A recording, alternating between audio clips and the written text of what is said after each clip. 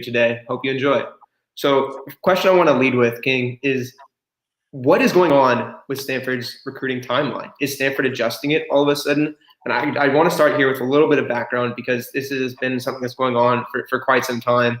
So, Stanford has been notoriously stingy with quarterback offers. They usually only offer one per cycle with the expectation that they will sign on the dotted line, no questions.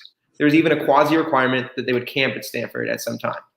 So in the 2021 cycle, the upcoming cycle, four-star Miller Moss, he's visited Stanford a few times, including one time where he was next to me on the sidelines. Pretty cool guy, right? A lot of interest, and he's really good by all accounts. A four-star, right? He would have been starting at Bishop Alemany for his third straight year. But Miller never got an offer, and he chose USC. Meanwhile, Stanford offered and got a verbal commitment from three-star Ari Patu, who is a good quarterback. I don't want to diminish that. He's a good quarterback. But he hasn't been a full-time starter yet. Plays at nearby Folsom. But for this entire process, Stanford was absolutely eviscerated by RJ Abetia on 24/7 Sports at the Bootleg.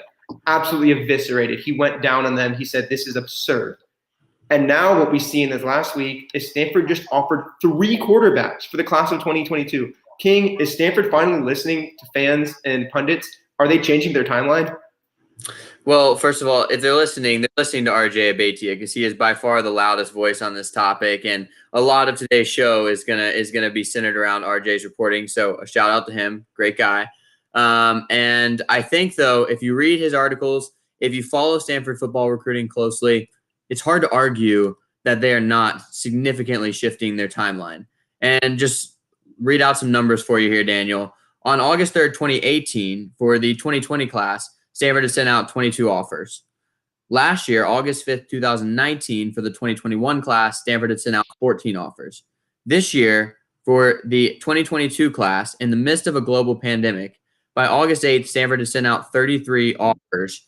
So that's a significant bump. And when you talk about not getting a quarterback commitment until really the last hour when you're looking at quarterbacks and the lack of availability at that position and the importance of that position, that was last year. This year, we see them go the exact opposite direction with 2 offers within a very short time span, pretty early in the recruiting cycle. And I think it does show that Stanford, maybe they're not, I don't think I'd give David Shaw credit for reading RJ Abetia and saying that's what we need to do. But I do think that they must have done some internal review and realized, listen, we're falling behind. Ari Patu is a great player. We like him. We think that he's the guy who could eventually start here at Stanford. But we probably could have done better. We probably could have landed a bigger fish had we changed our timeline a little bit. And so I think that's what they did this year. Yeah, I mean, we look at the past and where they had been. 2017, they offer Davis Mills and another quarterback. Davis Mills comes. But that's the only time in recent memory that they've offered 2 quarterbacks at all in an entire cycle. In 2018, they offered both Tanner McKee and as well as Jack West, who actually eventually came, right? So both of them, but knowing that Tanner McKee was going to go on a mission and take 2 years later, right?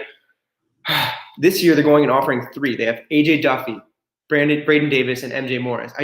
It's absurd that they're finally changing. I'm very much welcoming it. Just crazy that it's finally coming about because there's a little bit of a push and pull, right, with in the past with David Shaw in the media, a little bit abrasive at times. He knew that RJ and Jacob Rayburn as well at Cardinal Sports Report would go at him on a little bit of this recruiting stuff, saying, why aren't you going to modernize? Why aren't you going to adapt to what a lot of other schools are doing? And now finally they're giving it to us in this off year, which is very odd, to say the least. But they did talk about doing a lot of introspection after the season, after a really disappointing 4-8 season.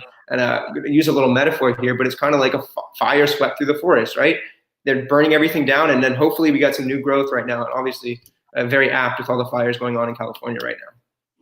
Yeah, we have way too much experience with fires in the Bay Area and smoke, canceling big game a couple of years ago. But, they always say if there's one positive of fires is that they're necessary for the growth of the forest. And the farm might have needed to burn in this case because when you look at how far Stanford has fallen in recruiting, I mean, it's absurd for a school that should be able to get people on campus and land them in a heartbeat. If you go to Stanford, this is going to sound incredibly pretentious, but it is one of the most unbelievable campuses in the world. and you have a chance to win football games. You have a chance to be a part of the best athletic department in the country. It's a total package. And yet we haven't seen the same results because other schools are working harder and they're working earlier and they're able to land these guys before Stanford is even in the door. And I think that's been a problem for a long time. It's good that they're addressing it now, but if you read RJ Abatia's coverage of the Miller Moss Ari Patu situation, I think you'll be alarmed. There is some very questionable comments by David Shaw that Abatia cites. It basically seems like David Shaw was saying that Miller Moss might provide too much competition in the QB room. And if that sounds like something you want, you're exactly right. More competition, the better. I mean, there's a reason why other schools are signing multiple potential first-round NFL draft pick quarterbacks, because those guys are only going to elevate each other. And if one transfers out, it's not the end of the world because the final product is something even better. And I think David Shaw shies away from that, even though he claims to like competition. And so that's good. We got 3 quarterback offers out there for the 2022 class. If 2 of these guys come, particularly 3 of these guys come, it's really going to be a cutthroat QB room. And that's the kind of situation that can breed potentially an elite signal caller. Totally agree with that. They need that competition, right? And that the transfers